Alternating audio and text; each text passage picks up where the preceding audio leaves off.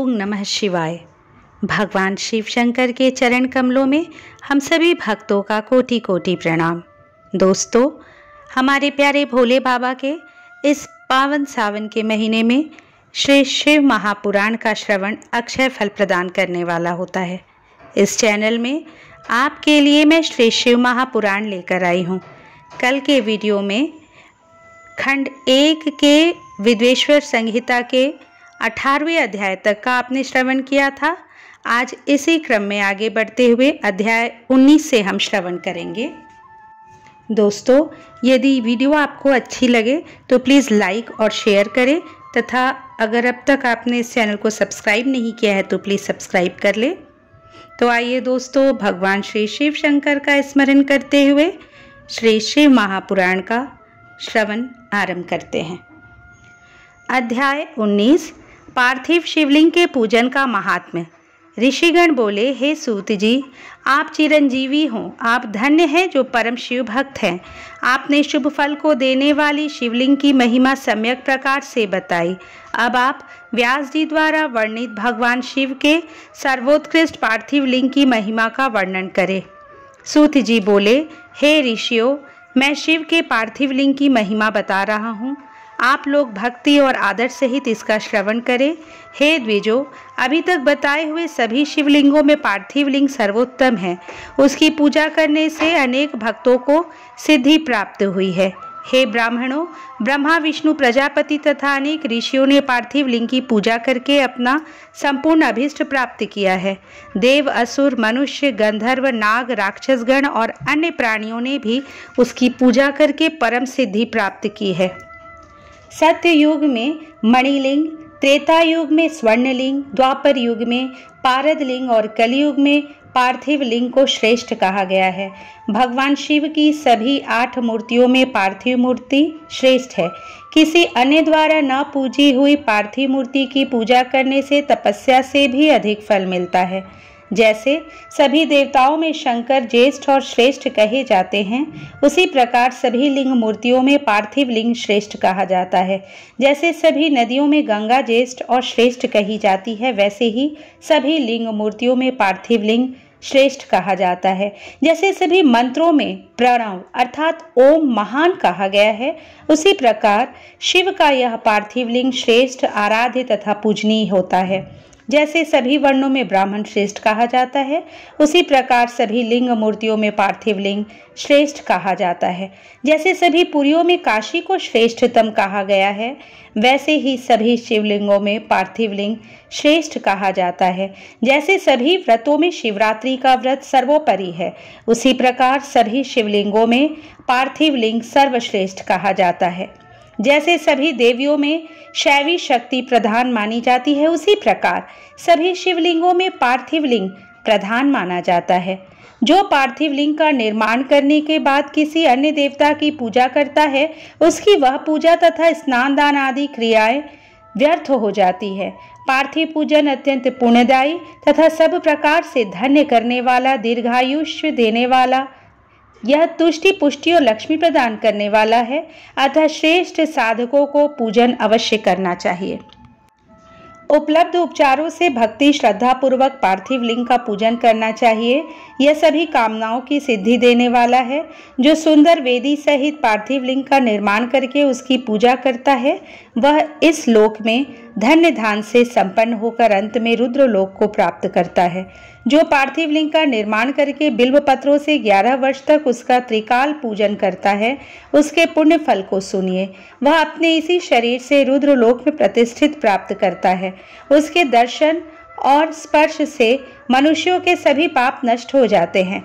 वह जीवन मुक्त ज्ञानी और शिव स्वरूप है, इसमें संशय नहीं है। उसके दर्शन मात्र से भोग और मोक्ष की प्राप्ति होती है।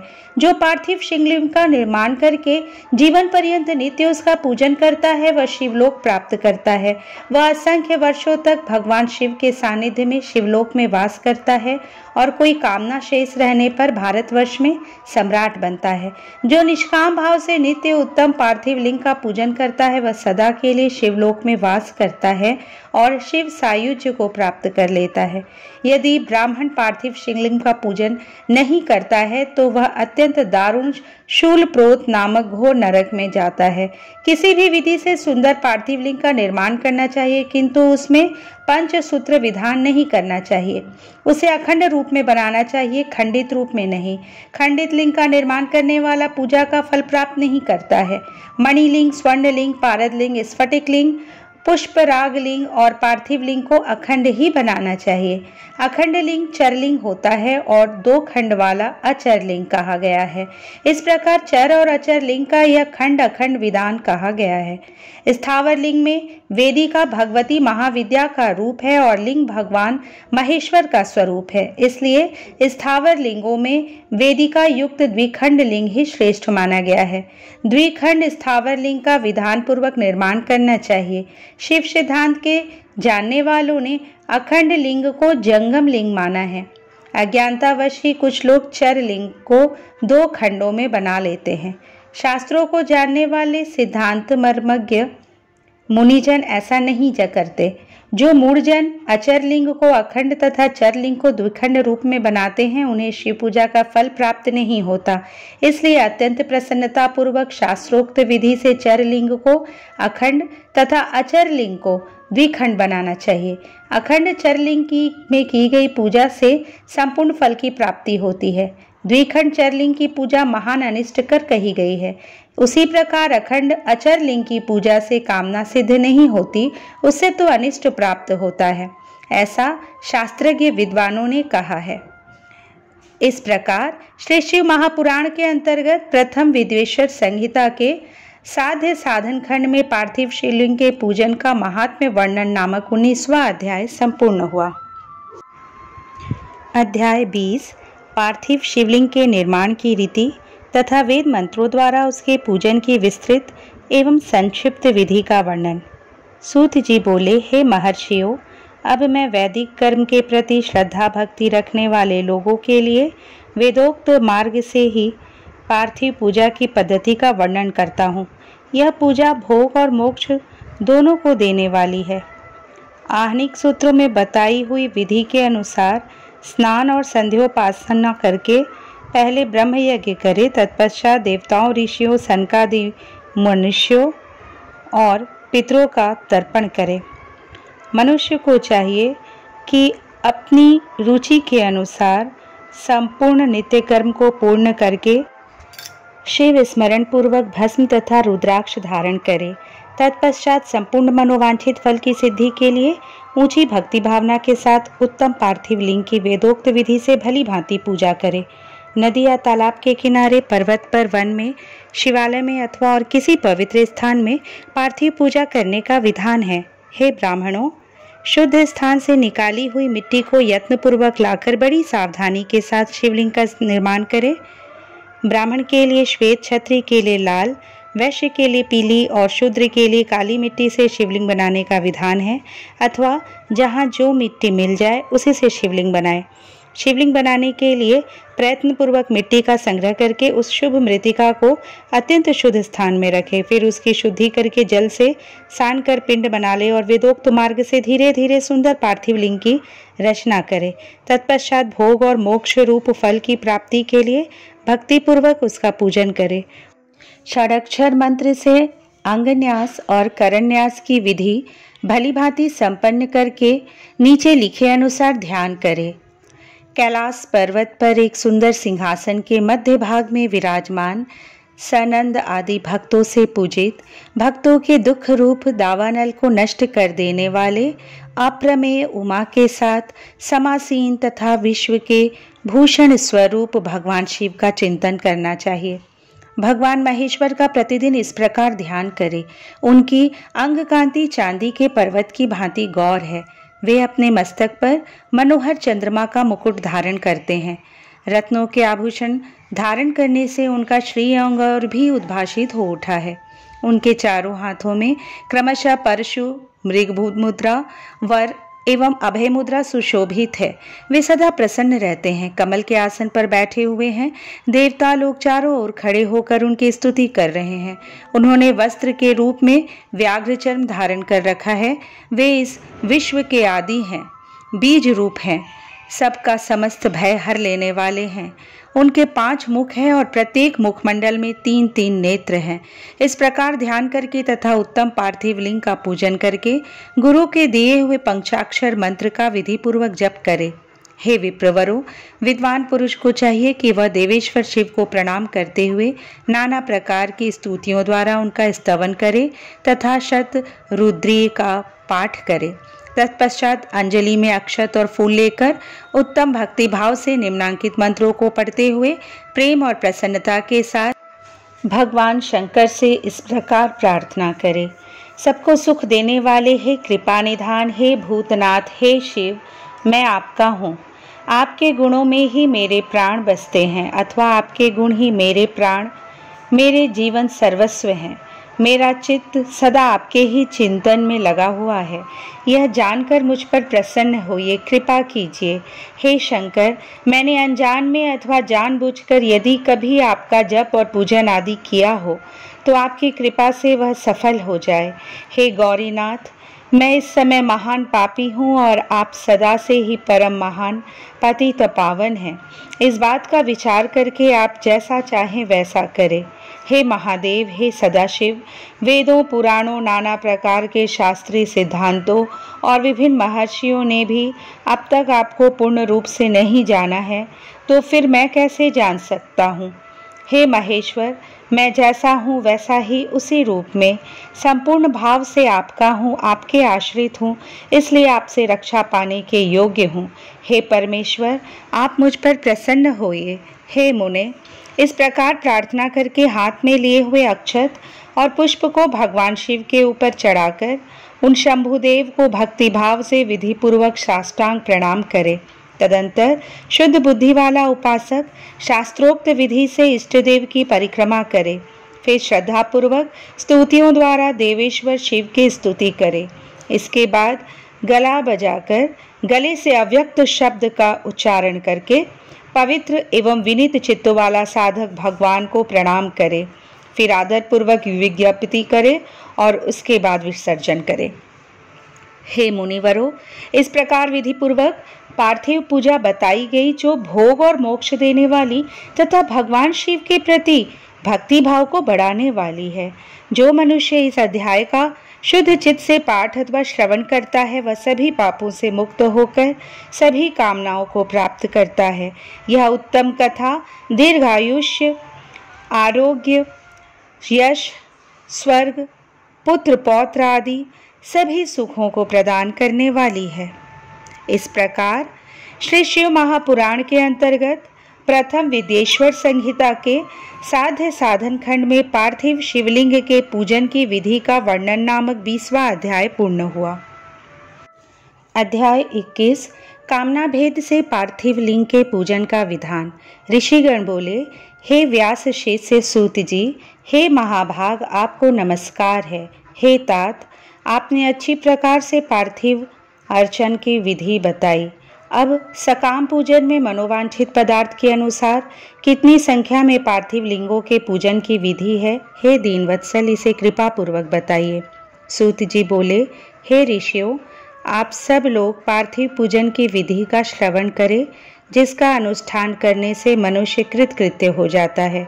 पार्थिव लिंग के पूजन को छोड़कर जो लोग अन्य देवों के यजन में लगे रहते हैं, उनकी वह पूजा तप तथा दान आदि व्यर्थ हो जाता है।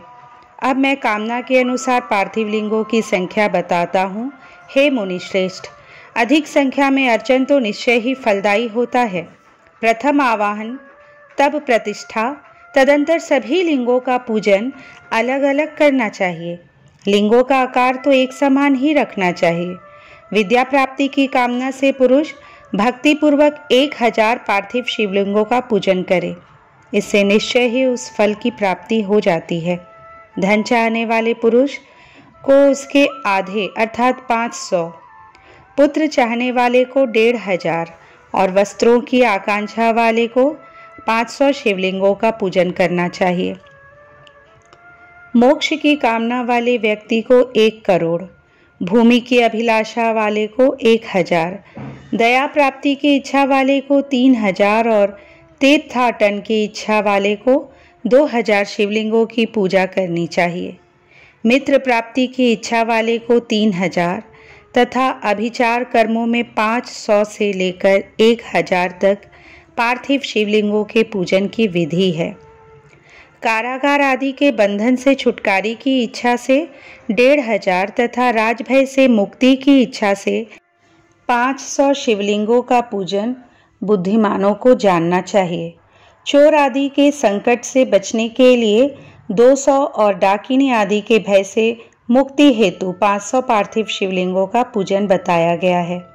दरिद्रता से छुटकारे के लिए 5000 और सभी कामनाओं की सिद्धि के लिए 10,000 पार्थिव शिवलिंगों का पूजन करना चाहिए।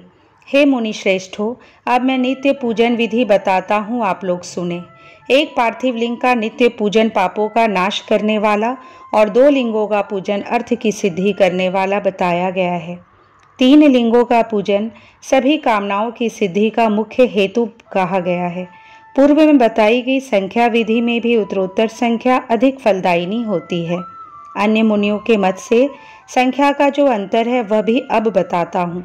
बुद्धिमान मनुष्य 10,000 पार्थिव शिवलिंगों का अर्चन करके महान राजभय से भी मुक्त होकर निर्भय हो जाता है। कारागार आदि से छूटने के लिए 10,000 लिंगों का अर्चन करना चाहिए और डाकिनी आदि के भय से छूटने के लिए 7,000 लिंगार्चन करना चाहिए। पुत्रहीन पुरुष 55,000 लिंगार्चन करे। कन्या संतान की प्राप्ति 10,000 लिंगार्चन से हो जाती है। 10,000 लिंगार्चन से विष्णु आदि देवों के समान ऐश्वर्य प्राप्त हो जाता है। 10 लाख शिव लिंगार्चन से अतुल संपत्ति प्राप्त हो जाती है। जो मनुष्य पृथ्वी पर 1 करोड़ शिवलिंगों का अर्चन कर लेता है वह तो शिव रूप ही हो जाता है, इसमें संदेह नहीं करना चाहिए। पार्थिव पूजा करोड़ों यज्ञों का फल प्रदान करने वाली है, इसलिए सकाम भक्तों के लिए यह भोग और मोक्ष दोनों प्रदान करती है। जिस मनुष्य का समय रोज बिना लिंगार्चन के व्यतीत होता है उस दुराचारी तथा दुष्टात्मा व्यक्ति की महान हानि होती है। एक ओर सारे दान, विविध व्रत, तीर्थ, नियम और यज्ञ हैं तथा उनके समकक्ष दूसरी ओर पार्थिव शिवलिंग का पूजन माना गया है। कलयुग में तो जैसा श्रेष्ठ लिंगार्चन दिखाई देता है वैसा अन्य कोई साधन नहीं है। यह समस्त शास्त्रों का निश्चित सिद्धांत है। शिवलिंग भोग और मोक्ष देने वाला तथा विविध आपदाओं का निवारण करने वाला है। इसका नित्य अर्चन करके मनुष्य शिव सायुज्य प्राप्त कर लेता है। महर्षियों को शिवनाममय इस लिंग की नित्य पूजा करनी चाहिए। यह सभी लिंगों में श्रेष्ठ है, अतः विधान पूर्वक इसकी पूजा करनी चाहिए। हे मुनिवरों, परिमाण के अनुसार लिंग 3 प्रकार के कहे गए हैं, उत्तम, मध्यम और अधम।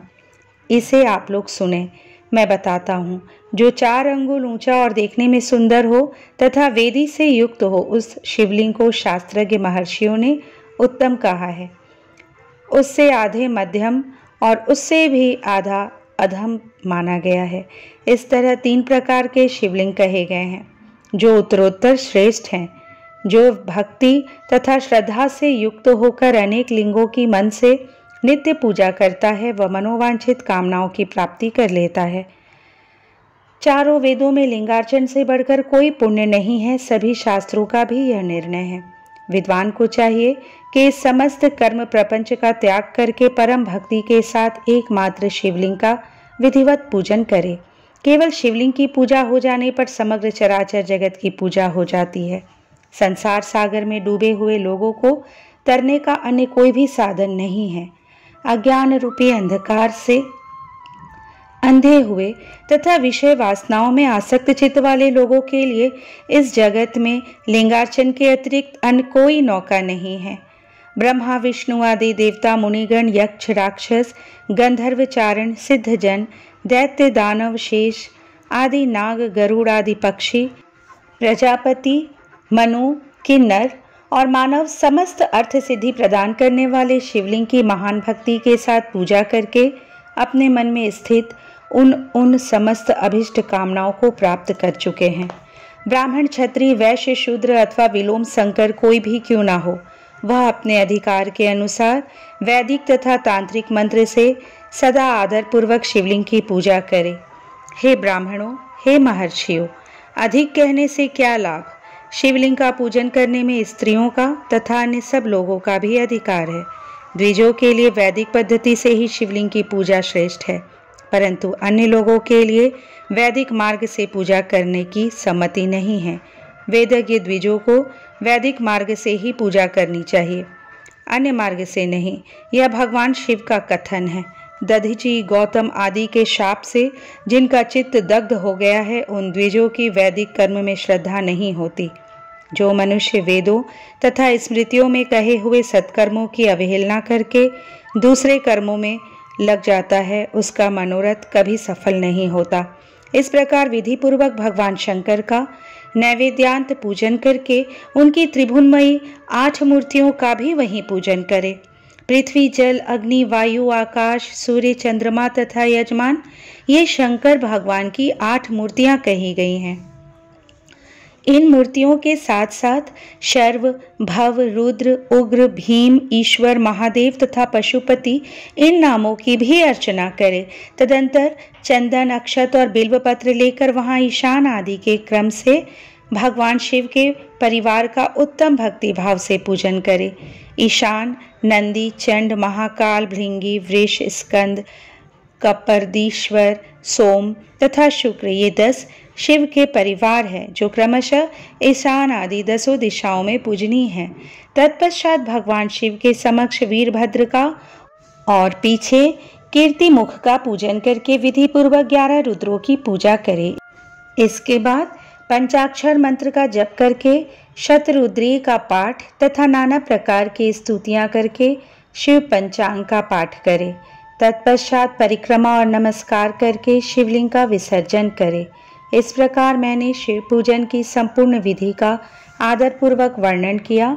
रात्रि में देव कार्य को सदा उत्तराभिमुख होकर ही करना चाहिए। इसी प्रकार शिव पूजन भी पवित्र भाव से सदा उत्तराभिमुख होकर ही करना उचित है। जहाँ शिवलिंग स्थापित हो उससे पूर्व दिशा का आश्रय लेकर बैठना या खड़ा नहीं होना चाहिए, क्योंकि वह दिशा भगवान शिव के आगे या सामने पड़ती है। इष्ट देव का सामना रोकना ठीक नहीं है। शिवलिंग से उत्तर दिशा में भी ना बैठे, क्योंकि उधर भगवान शंकर का वामांग है, जिसमें शक्ति स्वरूपा देवी उमा विराजमान है। पूजक को शिवलिंग से पश्चिम दिशा में भी नहीं बैठना चाहिए, क्योंकि वह आराध्य देव का पृष्ठ भाग है। पीछे की ओर से पूजा करना उचित नहीं है, अतः अवशिष्ट दक्षिण दिशा ही ग्राह्य है, उसी का आश्रय लेना चाहिए। तात्पर्य यह है कि शिवलिंग से दक्षिण दिशा में उत्तराभिमुख होकर बैठे और पूजा करे। विद्वान पुरुष को चाहिए कि वह बिना भस्म का त्रिपुंड लगाए, बिना रुद्राक्ष की माला धारण किए तथा बिल्व पत्र का बिना संग्रह किए भगवान शंकर की पूजा ना करे। हे मुनिवरों, शिव पूजन आरंभ करते समय यदि भस्म ना मिले तो मिट्टी ही ललाट में त्रिपुंड अवश्य कर लेनी चाहिए। इस प्रकार श्री शिव महापुराण के अंतर्गत प्रथम विदेश्वर संहिता के साध्य साधन खंड में पार्थिव पूजन वर्णन नामक 21वां अध्याय पूर्ण हुआ। अध्याय 22 शिव नैवेद्य भक्षण का निर्णय एवं बिल्व पत्र का महात्म्य।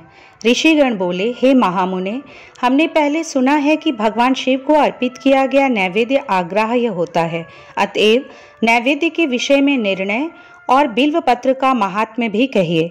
सूत जी बोले, हे मुनियों, अब आप सब सावधानी से सुने।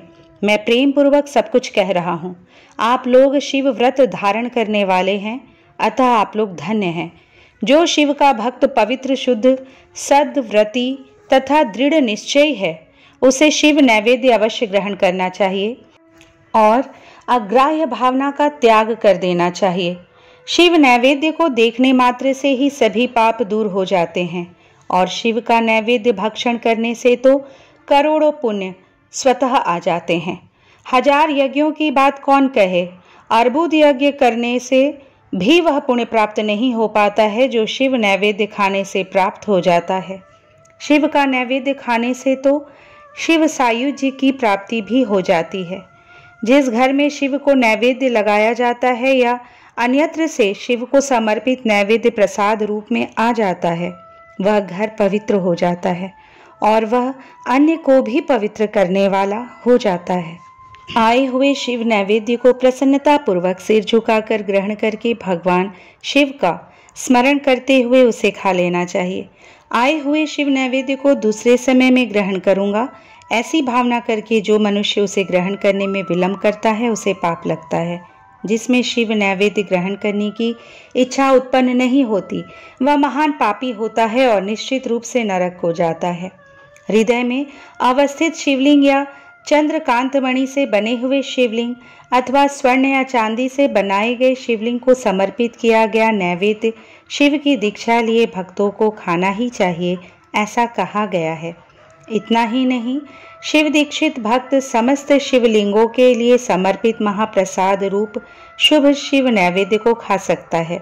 जिन मनुष्यों ने अन्य देवों की दीक्षा ली है और शिव की भक्ति में वे अनुरक्त रहते हैं, उनके लिए शिव नैवेद्य के भक्षण के विषय में निर्णय को प्रेम पूर्वक आप सब सुने। हे ब्राह्मणों, शालग्राम में उत्पन्न शिवलिंग, रसलिंग अर्थात पारदलिंग, पाषाणलिंग, रजतलिंग, स्वर्णलिंग, देवों और सिद्ध मुनियों के द्वारा प्रतिष्ठित शिवलिंग, केसर के बने हुए लिंग, स्फटिक लिंग, रत्नलिंग और ज्योतिर्लिंग आदि समस्त शिवलिंगों के लिए समर्पित नैवेद्य का भक्षण करना चांद्रायण व्रत के समान फल देने वाला कहा गया है। यदि ब्रह्म हत्या करने वाला भी पवित्र होकर शिव का पवित्र निर्माल्य धारण करता है और उसे खाता है, उसके संपूर्ण पाप शीघ्र नष्ट हो जाते हैं। जहाँ चंड का अधिकार हो वहाँ शिवलिंग के लिए समर्पित नैवेद्य का भक्षण मनुष्यों को नहीं करना चाहिए। जहाँ चंड का अधिकार न हो वहाँ भक्तिपूर्वक भक्षण करना चाहिए। बाणलिंग, लौहलिंग, सिद्धलिंग, स्वयंभूलिंग और अन्य समस्त प्रतिमाओं में चंड का अधिकार नहीं होता। जो विधि पूर्वक शिवलिंग को स्नान कराकर उस स्नान जल को 3 बार पीता है, उसके समस्त पाप शीघ्र ही नष्ट हो जाते हैं। चंड के द्वारा अधिकृत होने के कारण अग्राह्य शिव नैवेद्य, पत्र, पुष्प, फल और जल यह सब शालग्राम शिला के स्पर्श से पवित्र हो जाता है। हे मुनीश्वरों, शिवलिंग के ऊपर जो भी द्रव्य चढ़ाया जाता है वह अग्राह्य है और जो लिंग के स्पर्श से बाहर है उसे अत्यंत पवित्र जानना चाहिए। हे मुनि श्रेष्ठों, इस प्रकार मैंने शिव नैवेद्य का निर्णय कह दिया है। अब आप सब सावधानी से बिल्व पत्र के महात्म्य को आदरपूर्वक सुने। बिल्व वृक्ष तो महादेव स्वरूप है, देवों के द्वारा भी इसकी स्तुति की गई है। अतः जिस किसी प्रकार से उसकी महिमा को कैसे जाना जा सकता है। संसार में जितने भी प्रसिद्ध तीर्थ हैं वे सब तीर्थ बिल्व के मूल में निवास करते हैं। जो पुण्यात्मा बिल्व वृक्ष के मूल में लिंग रूपी अवयव भगवान महादेव की पूजा करता है वह निश्चित रूप से शिव को प्राप्त कर लेता है। जो प्राणी बिल्व वृक्ष के मूल में शिवजी के मस्तक पर अभिषेक करता है वह समस्त तीर्थों में स्नान करने का फल प्राप्त कर पृथ्वी पर पवित्र हो जाता है। इस बिल्व वृक्ष के मूल में बने हुए उत्तम थाले को जल से परिपूर्ण देखकर भगवान शिव अत्यंत प्रसन्न होते हैं। जो व्यक्ति गंध पुष्पादि से बिल्व वृक्ष के मूल का पूजन करता है वह शिवलोक को प्राप्त करता है और उसके संतान और सुख की अभिवृद्धि होती है। जो मनुष्य बिल्व वृक्ष के मूल में आदर पूर्वक दीपमाला का दान करता है वह तत्व ज्ञान से संपन्न होकर महादेव के सानिध्य को प्राप्त हो जाता है। जो बिल्व शाखा को हाथ से पकड़कर उसके 9 पल्लव को ग्रहण करके बिल्व की पूजा करता है वह समस्त पापों से मुक्त हो जाता है। जो पुरुष भक्ति पूर्वक बिल्व वृक्ष के नीचे एक शिव भक्त को भोजन कराता है उसे करोड़ों मनुष्यों को भोजन कराने का पुण्य प्राप्त होता है। जो बिल्व वृक्ष के नीचे दूध और घी से युक्त अन्न शिव भक्त को प्रदान करता है वह दरिद्र नहीं रह जाता। हे ब्राह्मणों, इस प्रकार मैंने सांगोपांग शिवलिंग के पूजन विधान को कह दिया है। इसमें भी प्रवृत्तों और निवृत्तों के लिए 2 भेद हैं। प्रवृत्ति मार्गियों के लिए पीठ पूजा इस भूतल पर संपूर्ण अभिष्ट वस्तुओं को देने वाली होती है।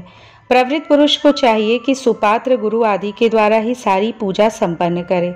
शिवलिंग का अभिषेक करने के पश्चात अगहनी अन्न से नैवेद्य लगाना चाहिए। पूजा के अंत में उस शिवलिंग को किसी शुद्ध पुट अर्थात डिब्बे में रख देना चाहिए अथवा किसी दूसरे शुद्ध घर में स्थापित कर देना चाहिए। निवृत्ति मार्गी उपासकों के लिए हाथ पर ही शिव पूजा का विधान है। उन्हें भिक्षा आदि से प्राप्त अपने भोजन को ही नैवेद्य रूप में अर्पित करना चाहिए। निवृत्ति मार्गियों के लिए परात पर सूक्ष्म लिंग ही श्रेष्ठ बताया गया है। उन्हें चाहिए कि विभूति से ही पूजा करें और विभूति का ही नैवेद्य शिव को प्रदान करें। पूजा करने के पश्चात उस विभूति स्वरूप लिंग को सिर पर सदा धारण करना चाहिए। इस प्रकार श्री शिव महापुराण के अंतर्गत प्रथम विदेश्वर संहिता के साध्य साधन खंड में शिव नैवेद्य वर्णन नामक 22वां अध्याय पूर्ण हुआ। अध्याय 23 भस्म रुद्राक्ष और शिव नाम के महात्म्य का वर्णन। ऋषिगण बोले, हे महाभाग व्यास शिष्य सूत जी, आपको नमस्कार है। अब आप परम उत्तम भस्म महात्म्य का विस्तार पूर्वक वर्णन कीजिए। भस्म महात्म्य, रुद्राक्ष महात्म्य तथा उत्तम नाम महात्म्य, इन तीनों का परम प्रसन्नता पूर्वक प्रतिपादन कीजिए और हमारे हृदय को आनंदित कीजिए। सूत जी बोले, हे महर्षियों, आप लोगों ने बहुत उत्तम बात पूछी है। यह समस्त लोगों के लिए हितकारक विषय है। आप लोग महाधन्य, पवित्र तथा अपने कुल के भूषण स्वरूप हैं। इस संसार में कल्याणकारी परमदेव स्वरूप भगवान शिव जिनके देवता हैं, ऐसे आप सब के लिए यह शिव की कथा अत्यंत प्रिय है। वे ही धन्य और कृतार्थ हैं। उन्हीं का शरीर धारण करना भी सफल है और उन्होंने ही अपने कुल का उद्धार कर लिया है जो शिव की उपासना करते हैं। जिनके मुख में भगवान शिव का नाम है, जो अपने मुख से सदा शिव शिव इस नाम का उच्चारण करते रहते हैं, पाप उनका उसी तरह स्पर्श नहीं करते जैसे खदिर वृक्ष के अंगार को छूने का साहस कोई भी प्राणी नहीं कर सकता। हे शिव, आपको नमस्कार है। श्री शिवाय नमस्तुभ्यम। जिस मुख से ऐसा उच्चारण होता है, वह मुख समस्त पापों का विनाश करने वाला पावन तीर्थ बन जाता है। जो मनुष्य प्रसन्नता पूर्वक उस मुख का दर्शन करता है, उसे निश्चय ही तीर्थ सेवन जनित फल प्राप्त होता है। हे ब्राह्मणों, शिव का नाम, विभूति तथा रुद्राक्ष, ये तीनों त्रिवेणी के समान परम पुण्य वाले माने गए हैं। जहाँ ये तीनों शुभतर वस्तुएं सर्वदा रहती हैं, उसके दर्शन मात्र से मनुष्य त्रिवेणी स्थान का फल पा लेता है। जिसके शरीर पर भस्म, रुद्राक्ष और मुख में शिवनाम, ये तीनों नित्य विद्यमान रहते हैं, उसका पाप विनाशक दर्शन संसार में दुर्लभ है। उस पुण्यात्मा का दर्शन त्रिवेणी के समान ही है। भस्म, रुद्राक्ष तथा शिव नाम का जप करने वाले और त्रिवेणी, इन दोनों में रंच मात्र भी अंतर नहीं है। ऐसा जो नहीं जानता वह निश्चित ही पापी है, इसमें संदेह नहीं है। जिसके मस्तक पर विभूति नहीं है, अंग में रुद्राक्ष नहीं है और मुख में शिवमयी वाणी नहीं है, उसे अधम व्यक्ति के समान त्याग देना चाहिए।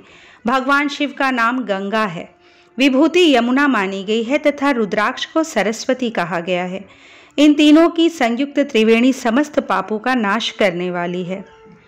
बहुत पहले की बात है, हितकारी ब्रह्मा ने जिसके शरीर में उक्त ये तीनों त्रिपुंड, रुद्राक्ष और शिवनाम संयुक्त रूप से विद्यमान थे, उनके फल को तुला के पलड़े में एक ओर रखकर त्रिवेणी में स्नान करने से उत्पन्न फल को दूसरी ओर के पलड़े में रखा और तुलना की तो दोनों बराबर ही उतरे। अतएव विद्वानों को चाहिए कि इन तीनों को सदा अपने शरीर पर धारण करें। उसी दिन से ब्रह्मा, विष्णु आदि देव भी दर्शन मात्र से पापों को नष्ट कर देने वाले इन तीनों अर्थात रुद्राक्ष, विभूति और शिव नाम को धारण करने लगे। ऋषिगण बोले, हे सुव्रत, भस्म, रुद्राक्ष और शिव नाम, इन तीनों को धारण करने से इस प्रकार उत्पन्न होने वाले फल का वर्णन तो आपने कह दिया है, किंतु अब आप विशेष रूप से उनके महात्म्य का वर्णन करें। सूत जी बोले, ज्ञानियों में श्रेष्ठ हे महाप्राज्ञ, हे शिव भक्त ऋषियों और विप्रो, आप सब सद्भक्ति तथा आदरपूर्वक उक्त भस्म, रुद्राक्ष और शिव नाम, इन तीनों का महात्म्य सुने। शास्त्रों, पुराणों और श्रुतियों में भी इनका महात्म्य अत्यंत गूढ़ कहा गया है। हे विप्रो, आप सबके स्नेहवश इस समय मैं प्रकाशित करने जा रहा हूँ। हे श्रेष्ठ ब्राह्मणों, इन तीनों की महिमा को सदस्य विलक्षण भगवान महेश्वर के बिना दूसरा कौन भली भांति जान सकता है। इस ब्रह्मांड में जो कुछ है वह सब तो केवल महेश्वर ही जानते हैं। हे विप्रगण, मैं अपनी श्रद्धा भक्ति के अनुसार संक्षेप से भगवान नाम की महिमा का कुछ वर्णन करता हूँ। आप सब लोग प्रेम पूर्वक उसे सुने।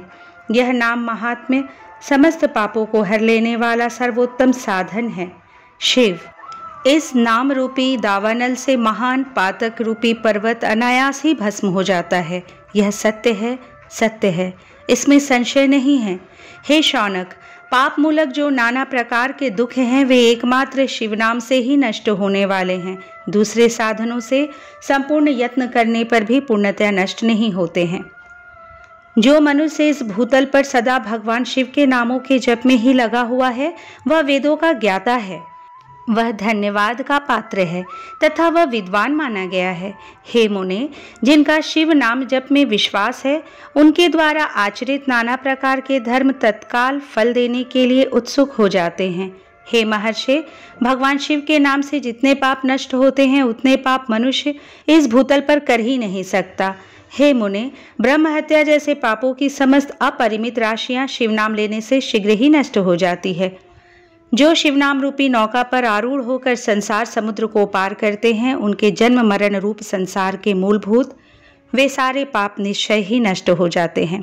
हे महामुने, संसार के मूलभूत पातक रूपी वृक्ष का शिवनाम रूपी कुठार से निश्चय ही नाश हो जाता है। जो पाप रूपी दावानल से पीड़ित हैं उन्हें शिवनाम रूपी अमृत का पान करना चाहिए। पापों के दावानल से दग्ध होने वाले लोगों को उस शिवनाम अमृत के बिना शांति नहीं मिल सकती। जो शिव नाम रूपी सुधा की वृष्ट जनित धारा में गोते लगा रहे हैं वे संसार रूपी दावानल के बीच में खड़े होने पर भी कदापि शोक के भागी नहीं होते। जिन महात्माओं के मन में शिव नाम के प्रति बड़ी भारी भक्ति है ऐसे लोगों की सहसा और सर्वथा मुक्ति होती है। हे मुनीश्वर, जिसने अनेक जन्मों तक तपस्या की है उसी की शिव नाम से भक्ति होती है जो समस्त पापों का नाश करने वाली है। जिसके मन में भगवान शिव के नाम के प्रति कभी खंडित न होने वाली असाधारण भक्ति प्रकट हुई है उसी के लिए मोक्ष सुलभ है, यह मेरा मत है। जो अनेक पाप करके भी भगवान शिव के नाम जप में आदर पूर्वक लग गया है वह समस्त पापों से मुक्त हो ही जाता है, इसमें संशय नहीं है। जैसे वन में दावानल से दग्ध हुए वृक्ष भस्म हो जाते हैं उसी प्रकार शिव नाम रूपी दावानल से दग्ध होकर उस समय तक के सारे पाप भस्म हो जाते हैं। हे शौनक, जिसके अंग नित्य भस्म लगाने से पवित्र हो गए हैं तथा जो शिव नाम जप का आदर करने लगा है वह घोर संसार सागर को भी पार कर लेता है। ब्राह्मणों का धन हरण और अनेक ब्राह्मणों की हत्या करके भी जो आदर पूर्वक शिव के नाम का जप करता है वह पापों से लिप्त नहीं होता, अर्थात उसे किसी भी प्रकार का पाप नहीं लगता है। संपूर्ण वेदों का अवलोकन करके पूर्ववर्ती महर्षियों ने यही निश्चित किया है कि भगवान शिव के नाम का जप संसार सागर को पार करने के लिए सर्वोत्तम उपाय है। हे मुनिवरों, अधिक कहने से क्या लाभ। मैं शिव नाम के सर्व पापहारी महात्म्य का वर्णन एक ही श्लोक में करता हूँ। भगवान शंकर के एक नाम में भी पाप हरण की जितनी शक्ति है उतना पातक मनुष्य कभी कर ही नहीं सकता। हे मुने, पूर्व काल में महापापी राजा इंद्रद्युम्न ने शिव नाम के प्रभाव से ही उत्तम सद्गति प्राप्त की थी। इसी तरह कोई ब्राह्मणी युवती भी जो बहुत पाप कर चुकी थी शिव नाम के प्रभाव से ही उत्तम गति को प्राप्त हुई। हे द्विजवरों, इस प्रकार मैंने आप लोगों से भगवान नाम के उत्तम महात्म्य का वर्णन किया है। अब आप लोग भस्म का महात्म्य सुने जो समस्त पावन वस्तुओं को भी पवित्र करने वाला है। इस प्रकार श्री शिव महापुराण में प्रथम विदेश्वर संहिता के साध्य साधन खंड में शिव नाम महात्म्य वर्णन नामक 23वां अध्याय संपूर्ण हुआ। अध्याय 24 भस्म महात्म्य का निरूपण। सूत जी बोले, हे महर्षियों, भस्म संपूर्ण मंगलों को देने वाला तथा उत्तम है उसके 2 भेद बताए गए हैं। मैं उन भेदों का वर्णन करता हूँ, आप लोग सावधान होकर सुनिए। एक को महाभस्म जानना चाहिए और दूसरे को स्वल्प भस्म। महाभस्म के भी अनेक भेद हैं। वह 3 प्रकार का कहा गया है, श्रौत, स्मार्त और लौकिक। स्वल्प भस्म के भी बहुत से भेदों का वर्णन किया गया है। श्रौत और स्मार्त भस्म को केवल द्विजों के ही उपयोग में आने के योग्य कहा गया है। तीसरा जो लौकिक भस्म है वह अन्य लोगों के भी उपयोग में आ सकता है। श्रेष्ठ महर्षियों ने यह बताया है कि द्विजों को वैदिक मंत्रों के उच्चारण पूर्वक भस्म धारण करना चाहिए। दूसरे लोगों के लिए बिना मंत्र के ही केवल धारण करने का विधान है। जले हुए गोबर से उत्पन्न होने वाला भस्म आग्नेय कहलाता है। हे महामुने, वह भी त्रिपुंड्र का द्रव्य है, ऐसा कहा गया है। अग्निहोत्र से उत्पन्न हुए भस्म का भी मनीषी पुरुषों को संग्रह करना चाहिए। अन्य यज्ञ से प्रकट हुआ भस्म भी त्रिपुंड्र धारण के काम में आ सकता है।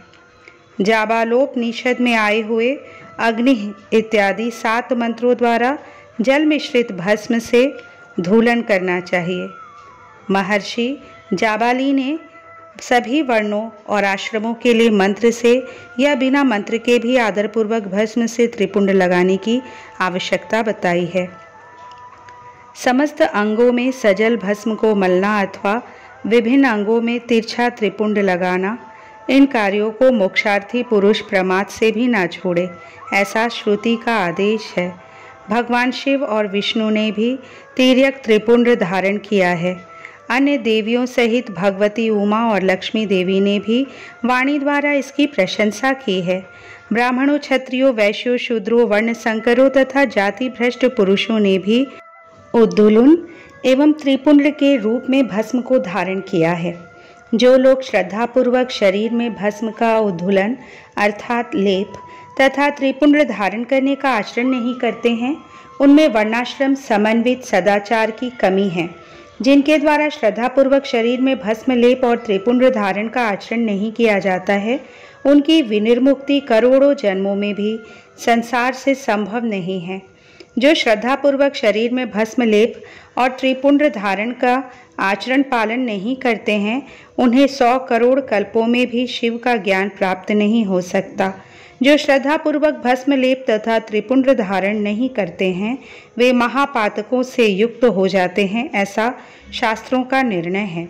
जो श्रद्धापूर्वक भस्मोद्भूलन और त्रिपुंड धारण नहीं करते, उन लोगों का संपूर्ण आचरण विपरीत फल प्रदान करने वाला हो जाता है।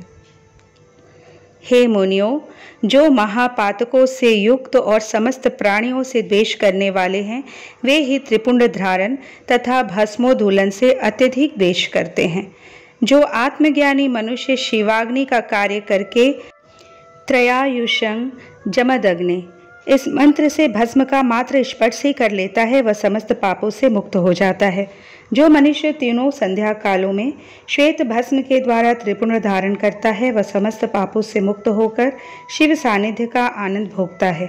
जो व्यक्ति श्वेत भस्म से अपने मस्तक पर त्रिपुंड धारण करता है, वह अनादिभूत लोकों को प्राप्त कर अमर हो जाता है। बिना भस्म स्नान किए षडाक्षर मंत्र का जप नहीं करना चाहिए। विधि पूर्वक भस्म से त्रिपुंड धारण करके ही इसका जप करना चाहिए। दयाहीन, अधम, महापापों से युक्त, उपपापों से युक्त, मूर्ख अथवा पतित व्यक्ति भी जिस देश में नित्य भस्म धारण करते रहते हैं, वह देश सदैव संपूर्ण तीर्थों और यज्ञों से परिपूर्ण ही रहता है। त्रिपुंड धारण करने वाला पापी जीव भी समस्त देवों और असुरों के द्वारा पूज्य है। यदि पुण्यात्मा त्रिपुंड से युक्त हैं, तो उसके लिए कहना ही क्या है। भस्म धारण करने वाला शिवज्ञानी जिस देश में स्वेच्छया चला जाता है, उस देश में समस्त तीर्थ आ जाते हैं। इस विषय में और अधिक क्या कहा जाए। विद्वानों को सदैव भस्म धारण करना चाहिए और लिंगार्चन करके षडाक्षर मंत्र का जप करना चाहिए। ब्रह्मा, विष्णु, रुद्र, मुनिगण और देवताओं के द्वारा भी भस्म धारण करने के महत्व का वर्णन किया जाना संभव नहीं है। जिसने अपने वर्ण तथा आश्रम धर्म से संबंधित आचार एवं क्रियाएं लुप्त कर दी हैं, यदि वह भी त्रिपुंड धारण करता है तो समस्त पापों से मुक्त हो जाता है। जो भस्म धारण करने वाले को त्याग कर धार्मिक कृत्य करते हैं, उनको करोड़ों जन्म लेने पर भी संसार से मुक्ति प्राप्त नहीं हो पाती है।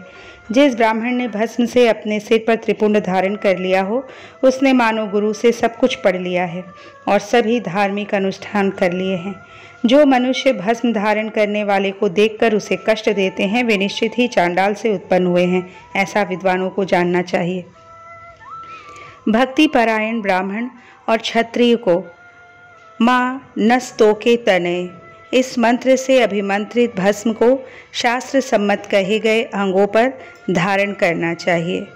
वैश्य त्र्यंबकम यजामहे इस मंत्र से और शूद्र शिवाय नमः इस पंचाक्षर मंत्र से भस्म को अभिमंत्रित कर धारण करें। सभी वर्णों के द्वारा भस्म धारण करने के इस उत्तम कार्य को नहीं छोड़ना चाहिए।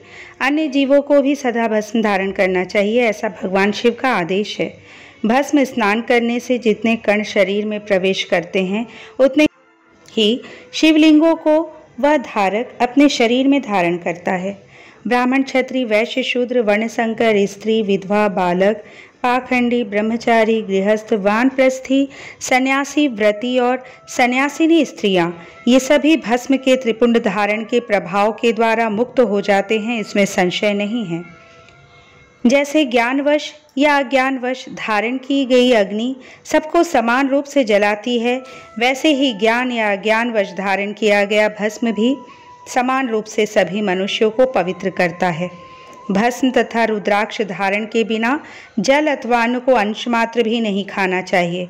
गृहस्थ, वानप्रस्थ, सन्यासी और वर्णशंकर जाति का व्यक्ति यदि भस्म और रुद्राक्ष को धारण किए बिना भोजन करता है, तो वह मात्र पाप ही खाता है और नरक की ओर प्रस्थान करता है। ऐसे समय में उक्त वर्ण धर्मों का वह व्यक्ति गायत्री मंत्र के जप से तथा यति मुख्य प्रणव मंत्र से जप से प्रायश्चित करके मुक्ति प्राप्त कर सकता है। हे मुने, तांत्रिक ऊर्ध्व त्रिपुंड धारण करने वाले तथा तपाए हुए चक्र आदि चिन्हों को धारण करने वाले इस शिव यज्ञ के अधिकारी नहीं हैं, वे इस यज्ञ से बहिष्कृत हैं। बृहज्जाबालोपनिषद में कहे गए वे लोग ही उस यज्ञ में अधिकारी हैं। प्रयत्नपूर्वक उन्हें शिव यज्ञ के कार्य में सम्मिलित करना चाहिए, उन्हें भस्म लगाना चाहिए। विभूति का चंदन से या चंदन में विभूति का मिश्रण कर बनाए गए मिश्रित भस्म से मस्तक पर त्रिपुंड धारण करना चाहिए। कुछ भी हो, मस्तक पर विभूति धारण करना आवश्यक है। यदि बुद्धि नहीं है तो भी यह करना सदा लोगों के लिए आवश्यक ही है। जिसने शरीर पर रुद्राक्ष और मस्तक पर त्रिपुंड धारण किया है, ऐसा मनुष्य यदि चांडाल भी है तो वह भी सभी वर्णों में श्रेष्ठतम और समपूज्य है। जो मस्तक पर त्रिपुंड धारण करता है, वह इस संसार में जितने भी तीर्थ हैं और गंगा आदि जितनी नदियां हैं, उन सब में स्नान किए हुए के समान होता है। त्रिपुंड धारण करने वाला मनुष्य अपने वंश और गोत्र में उत्पन्न हजारों पूर्वजों का और भविष्य में उत्पन्न होने वाली हजारों संतानों का उद्धार करता है। जो त्रिपुंड धारण करता है, उसे इस लोक में रोग रहित दीर्घ आयु प्राप्त होती है और वह संपूर्ण भोगों का उपभोग करके जीवन के अंतिम समय में सुखपूर्वक ही मृत्यु को प्राप्त करता है।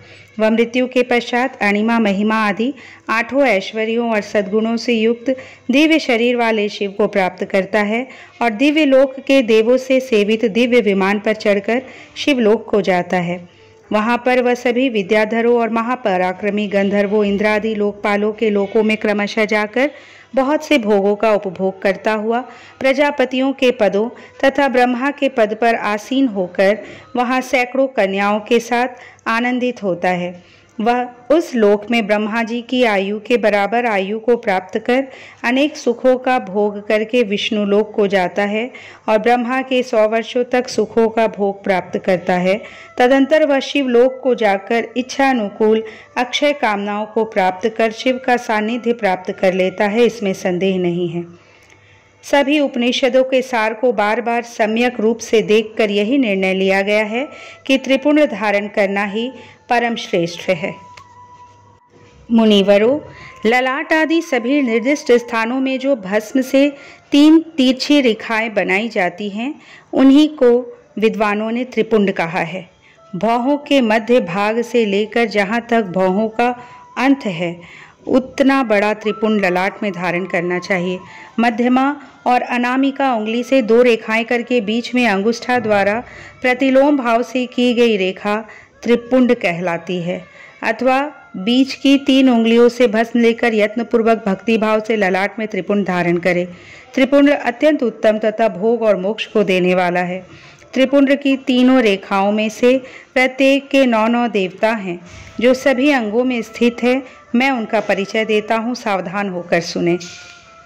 हे मुनिवरों, प्रणव का प्रथम अक्षर अकार, गार्हपत्य अग्नि, पृथ्वी, धर्म, रजोगुण ऋग्वेद, क्रियाशक्ति, प्रातः सवन तथा महादेव, ये त्रिपुंड की प्रथम रेखा के 9 देवता है। यह बात शिव दीक्षा परायण पुरुषों को अच्छी तरह समझ लेनी चाहिए। हे मुनिव श्रेष्ठो, प्रणव का दूसरा अक्षर उकार, दक्षिणाग्नि आकाश, सत्वगुण यजुर्वेद, माध्य नंदी स्वन, इच्छा शक्ति, अंतरात्मा तथा महेश्वर, ये दूसरी रेखा के 9 देवता हैं, ऐसा शिव दीक्षित लोगों को जानना चाहिए। हे मुनिश्रेष्ठो, प्रणव का तीसरा अक्षर मकार, आहवनी अग्नि, परमात्मा तमोगुण, द्युलोक, ज्ञान शक्ति, सामवेद, तृतीय सवन तथा शिव, ये तीसरी रेखा के 9 देवता हैं, ऐसा शिव दीक्षित भक्तों को जानना चाहिए। इस प्रकार स्थान देवताओं को उत्तम भक्ति भाव से नित्य नमस्कार करके स्नान आदि से शुद्ध हुआ पुरुष यदि त्रिपुंड धारण करे तो भोग और मोक्ष को भी प्राप्त कर लेता है। हे मुनीश्वरों, ये संपूर्ण अंगों में स्थान देवता बताए गए हैं। अब उनसे संबंधित स्थान बताता हूँ, भक्ति पूर्वक सुनिए। 32, 16, 8 अथवा 5 स्थानों में मनुष्य त्रिपुंड का न्यास करे। मस्तक, ललाट, दोनों कान, दोनों नेत्र, दोनों नासिका, मुख, कंठ, दोनों हाथ, दोनों कोहनी, दोनों कलाई, हृदय, दोनों पार्श्व भाग, नाभि, दोनों अंडकोश, दोनों उरु, दोनों गुल्फों, दोनों घुटने, दोनों पिंडली और दोनों पैर, ये 32 उत्तम स्थान हैं। इनमें क्रमशः अग्नि, जल, पृथ्वी, वायु, 10 दिक् प्रदेश, 10 दिक्पाल तथा 8 वसुओं का निवास है। धरा, ध्रुव, सोम, आप, अनिल, अनल, प्रत्यूष और प्रभास, ये 8 वसु कहे गए हैं। इन सब का नाम मात्र लेकर इनके स्थानों में से विद्वान पुरुष त्रिपुंड धारण करे अथवा एकाग्रचित होकर 16 स्थानों में ही त्रिपुंड धारण करे। मस्तक, ललाट, कंठ, दोनों कंधों, दोनों भुजाओं, दोनों कोहनियों तथा दोनों कलाइयों में, हृदय में, नाभि में, दोनों पसलियों में तथा पृष्ठ भाग में त्रिपुंड लगाकर वहाँ दोनों अश्विनी कुमारों शिव, शक्ति, रुद्र, ईश तथा नारद का और वामा आदि 9 शक्तियों का पूजन करे। ये सब मिलकर 16 देवता है। अश्विनी कुमार युगल कहे गए हैं, नासत्य और दस्त्र अथवा मस्तक, केश, दोनों कान, मुख, दोनों भुजा, हृदय, नाभि, दोनों उरु, दोनों जानु, दोनों पैर और पृष्ठभाग, इन 16 स्थानों में 16 त्रिपुंड का न्यास करे। मस्तक में शिव, केशों में चंद्रमा, दोनों कानों में रुद्र और ब्रह्मा, मुख में विघ्नराज गणेश, दोनों भुजाओं में विष्णु और लक्ष्मी, हृदय में शंभु, नाभि में प्रजापति, दोनों उर्वों में नाग और नाग कन्याएं, दोनों घुटनों में ऋषि कन्याएं, दोनों पैरों में समुद्र तथा विशाल पृष्ठभाग में संपूर्ण तीर्थ देवता रूप में विराजमान हैं। इस प्रकार 16 स्थानों का परिचय दिया गया। अब 8 स्थान बतलाए जा रहे हैं। गुह्य स्थान, ललाट, परम उत्तम कर्णयुगल, दोनों कंधे, हृदय और नाभि, ये 8 स्थान हैं। इनमें ब्रह्मा तथा सप्तर्षि, ये 8 देवता बताए गए हैं। हे मुनीश्वरों, भस्म के स्थान को जानने वाले विद्वानों ने इस तरह 8 स्थानों का परिचय दिया है। अथवा मस्तक, दोनों भुजाएं, हृदय और नाभि, इन 5 स्थानों को भस्मवेता पुरुषों ने भस्म धारण के योग्य बताया है। यथासंभव देश काल आदि की अपेक्षा रखते हुए उद्धूलन अर्थात भस्म को अभिमंत्रित करना और जल में मिलाना आदि कार्य करे। यदि उद्धूलन में भी असमर्थ हो तो त्रिपुंड आदि लगाए। त्रिनेत्रधारी, 3 गुणों के आधार तथा तीनों देवताओं के जनक भगवान शिव का स्मरण करते हुए नमः शिवाय कहकर ललाट में त्रिपुंड लगाए। ईशाभ्यां नमः ऐसा कहकर दोनों पार्श्व भागों में त्रिपुंड धारण करे। बीजाभ्यां नमः यह बोलकर दोनों प्रकोष्ठों में भस्म लगाए। पितृभ्यां नमः कहकर नीचे के अंग में, उमेशाभ्यां नमः कहकर ऊपर के अंग में तथा भीमाय नमः कहकर पीठ में और सिर के पिछले भाग में त्रिपुंड लगाना चाहिए। इस प्रकार श्री शिव महापुराण के प्रथम विदेश्वर संहिता के साध्य साधन खंड में भस्म धारण वर्णन नामक 24वां अध्याय पूर्ण हुआ। अध्याय 25 रुद्राक्ष धारण की महिमा तथा उसके विविध भेदों का वर्णन। सूत जी बोले, हे महाप्राज्ञ, हे महामते शिव रूप, हे शौनक ऋषि, अब मैं संक्षेप से रुद्राक्ष का महात्म्य बता रहा हूँ, सुनिए। रुद्राक्ष शिव को बहुत ही प्रिय है, इसे परम पावन समझना चाहिए। रुद्राक्ष के दर्शन से, स्पर्श से तथा उस पर जप करने से वह समस्त पापों का अपहरण करने वाला माना गया है। हे मुने, पूर्व काल में परमात्मा शिव ने समस्त लोगों का उपकार करने के लिए देवी पार्वती के सामने रुद्राक्ष की महिमा का वर्णन किया था। शिव जी बोले, हे महेश्वरी, हे शिवे, मैं आपके प्रेमवश भक्तों के हित की कामना से रुद्राक्ष की महिमा का वर्णन करता हूँ, सुनिए। हे महेशानी, पूर्व काल की बात है, मैं मन को संयम रखकर हजारों दिव्य वर्षों तक घोर तपस्या में लगा रहा। हे परमेश्वरी, मैं संपूर्ण लोगों का उपकार करने वाला स्वतंत्र परमेश्वर हूँ। एक दिन सहसा मेरा मन क्षुब्ध हो उठा, अतः उस समय मैंने लीलावश ही अपने दोनों नेत्र खोले। नेत्र खोलते ही मेरे मनोहर नेत्र पुटों से कुछ जल की बूंदें गिरी। आंसू की उन बूंदों से वहां रुद्राक्ष नामक वृक्ष पैदा हो गए। भक्तों पर अनुग्रह करने के लिए वे अश्रु बिंदु स्थावर भाव को प्राप्त हो गए। वे रुद्राक्ष मैंने विष्णु भक्तों को तथा चारों वर्णों के लोगों को बांट दिए। भूतल पर अपने प्रिय रुद्राक्षों को मैंने गौड़ देश में उत्पन्न किया। मथुरा, अयोध्या, लंका, मलयाचल, सह्यगिरी, काशी तथा अन्य देशों में भी उनके अंकुर उगाए। वे उत्तम रुद्राक्ष असह्य पाप समूहों का भेदन करने वाले तथा श्रुतियों के भी प्रेरक है। भोग और मोक्ष की इच्छा रखने वाले चारों वर्णों के लोगों और विशेषतः शिव भक्तों को शिव पार्वती की प्रसन्नता के लिए रुद्राक्ष के फलों को अवश्य धारण करना चाहिए। आंवले के फल के बराबर जो रुद्राक्ष हो वह श्रेष्ठ बताया गया है। जो बेर के फल के बराबर हो उसे मध्यम श्रेणी का कहा गया है। जो चने के बराबर हो उसकी गणना निम्न कोटि की कही गई है। हे पार्वती, अब उसकी उत्तमता को परखने की यह दूसरी प्रक्रिया भक्तों की हित कामना से बताई जाती है। अतः आप भली भांति प्रेम पूर्वक इस विषय को सुनिए। हे महेश्वरी, जो रुद्राक्ष बेर के फल के बराबर होता है वह उतना छोटा होने पर भी लोक में उत्तम फल देने वाला तथा सुख सौभाग्य की वृद्धि करने वाला होता है। जो रुद्राक्ष आंवले के फल के बराबर होता है वह समस्त अरिष्टों का विनाश करने वाला होता है तथा जो गुंजा फल के समान बहुत छोटा होता है वह संपूर्ण मनोरथों और फलों की सिद्धि करने वाला होता है। रुद्राक्ष जैसे जैसे छोटा होता है वैसे वैसे अधिक फल देने वाला होता है। एक छोटे रुद्राक्ष को विद्वानों ने एक बड़े रुद्राक्ष से 10 गुना अधिक फल देने वाला बताया है। पापों का नाश करने के लिए रुद्राक्ष धारण करना आवश्यक बताया गया है।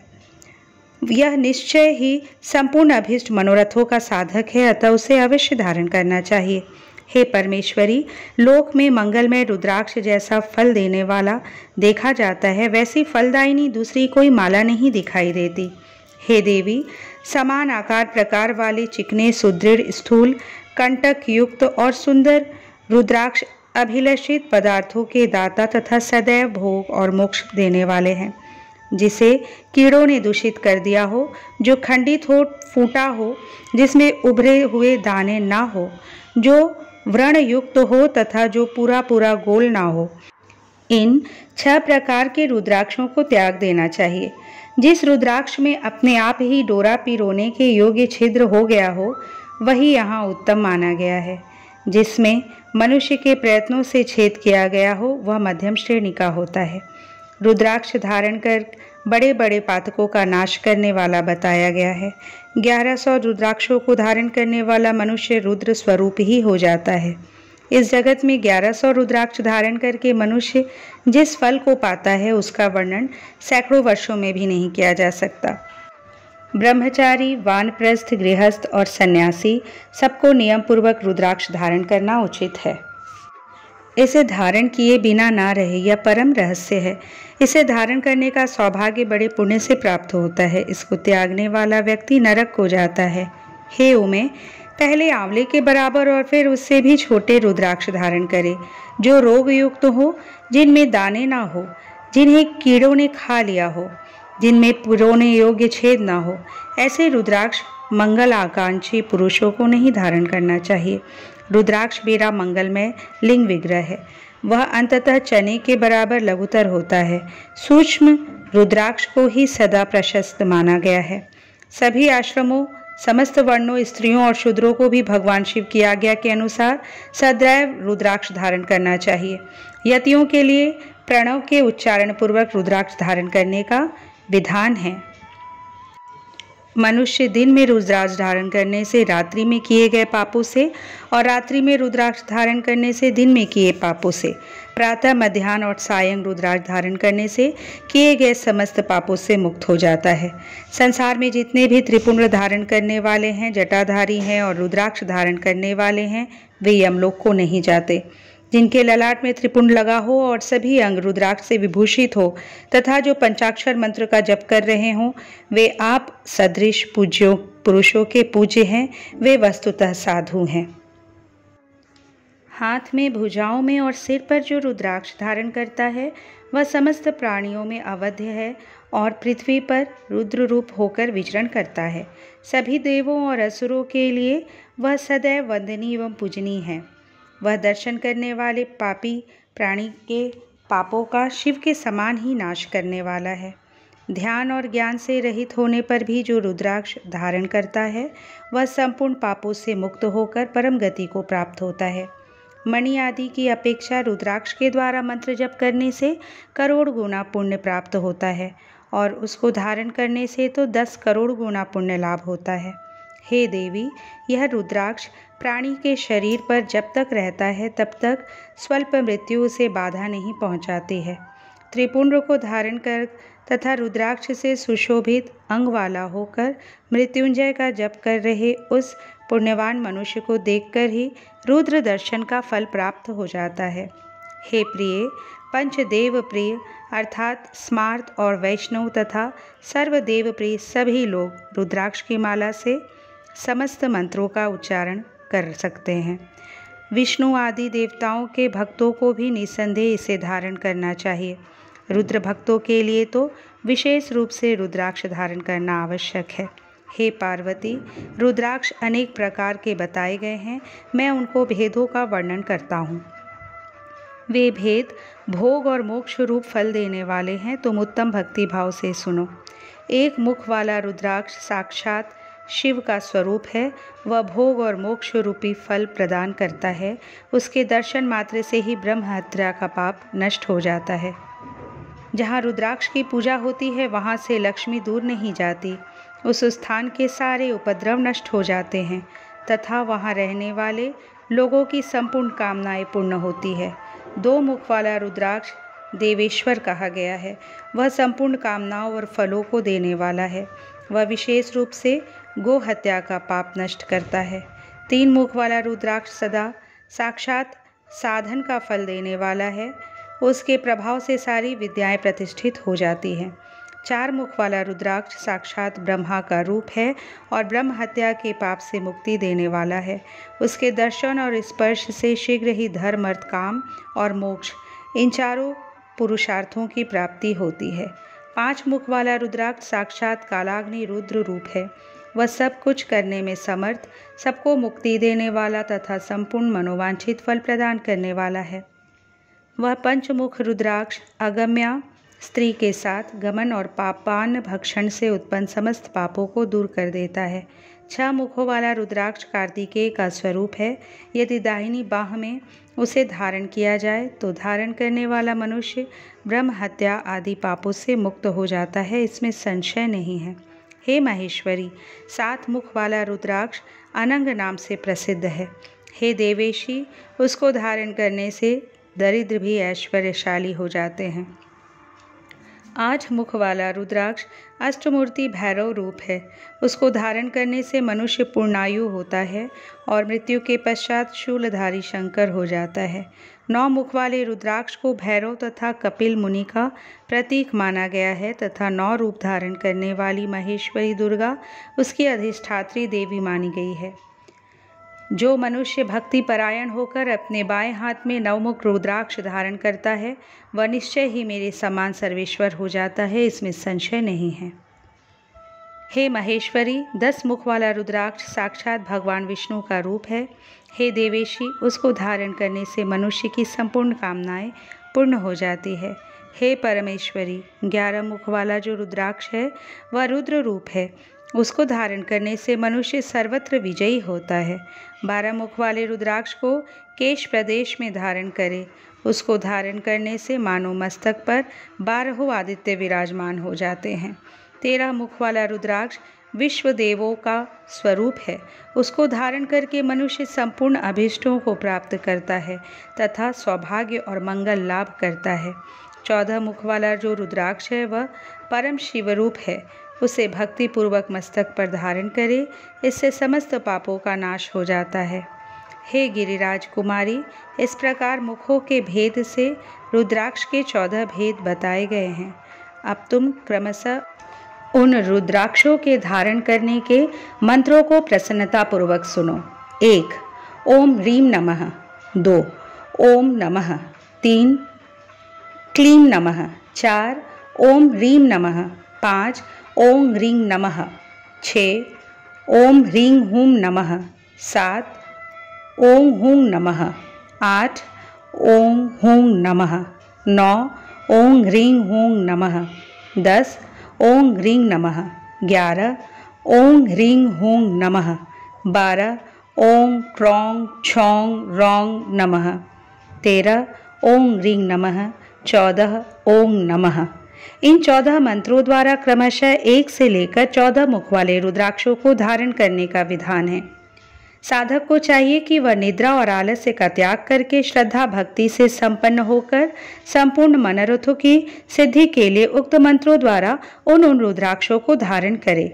इस पृथ्वी पर जो मनुष्य मंत्र के द्वारा अभिमंत्रित किए बिना ही रुद्राक्ष धारण करता है वह क्रमशः 14 इंद्रों के काल पर्यंत घोर नरक को जाता है।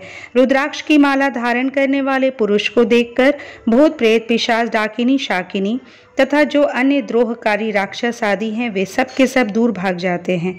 जो कृत्रिम अभिचार आदि कर्म प्रयुक्त होते हैं वे सब रुद्राक्षधारी को देखकर सशंक हो दूर चले जाते हैं। हे पार्वती, रुद्राक्ष मालाधारी पुरुष को देखकर मैं शिव, भगवान विष्णु, देवी दुर्गा, गणेश, सूर्य तथा अन्य देवता भी प्रसन्न हो जाते हैं। हे महेश्वरी, इस प्रकार रुद्राक्ष की महिमा को जानकर धर्म की वृद्धि के लिए भक्ति पूर्वक पूर्वोक्त मंत्रों द्वारा विधिवत उसे धारण करना चाहिए। हे मुनीश्वरों, इस प्रकार परमात्मा शिव ने भगवती पार्वती के सामने भुक्ति तथा मुक्ति प्रदान करने वाले भस्म तथा रुद्राक्ष के महात्म्य का वर्णन किया था। भस्म और रुद्राक्ष को धारण करने वाले मनुष्य भगवान शिव को अत्यंत प्रिय हैं। उसको धारण करने के प्रभाव से ही भुक्ति मुक्ति दोनों प्राप्त हो जाती है, इसमें संदेह नहीं है। भस्म और रुद्राक्ष धारण करने वाला मनुष्य शिव भक्त कहा जाता है। भस्म एवं रुद्राक्ष से युक्त होकर जो मनुष्य ओम नमः शिवाय इस पंचाक्षर मंत्र का जप करता है वह पूर्ण भक्त कहलाता है। बिना भस्म का त्रिपुंड धारण किए और बिना रुद्राक्ष माला लिए जो महादेव जी की पूजा करता है उससे पूजित होने पर भी महादेव अभीष्ट फल प्रदान नहीं करते हैं। हे मुनीश्वर, सभी कामनाओं को परिपूर्ण करने वाले भस्म और रुद्राक्ष के महात्म्य को मैंने सुनाया। जो इस रुद्राक्ष और भस्म के महात्म्य को भक्ति पूर्वक सुनता है उनकी सभी कामनाएं पूर्ण हो जाती है। वह पुत्र पौत्र आदि के साथ इस लोक में सभी प्रकार के सुख भोग कर अंत में मोक्ष को प्राप्त हो जाता है और भगवान शिव का अति प्रिय हो जाता है। हे मुनीश्वरों, इस प्रकार मैंने शिव की आज्ञा के अनुसार उत्तम मुक्ति देने वाली विद्येश्वर संहिता आपके समक्ष कही। इस प्रकार श्री शिव महापुराण के प्रथम विद्येश्वर संहिता के साधे साधन खंड में रुद्राक्ष महात्म्य वर्णन नामक 25वां अध्याय संपूर्ण हुआ। समाप्तेयं प्रथमा विद्येश्वर संहिता। दोस्तों, भगवान शिव की कृपा से हमने आज श्री शिव महापुराण के संपूर्ण विद्येश्वर संहिता का श्रवण कर लिया है। कल से हम श्री शिव महापुराण के रुद्र संहिता का श्रवण आरंभ करेंगे। दोस्तों, यदि वीडियो अच्छी लग रही हो तो प्लीज़ इसे लाइक ज़रूर करें तथा अगर इस चैनल को अब तक सब्सक्राइब नहीं किया तो प्लीज़ सब्सक्राइब कर लीजिए। भगवान शंकर की कृपा आपके और आपके पूरे परिवार पर सदा बनी रहे, इसी प्रार्थना के साथ आज इस वीडियो को यहीं विराम देती हूँ। प्रेम से बोलिए हर हर महादेव।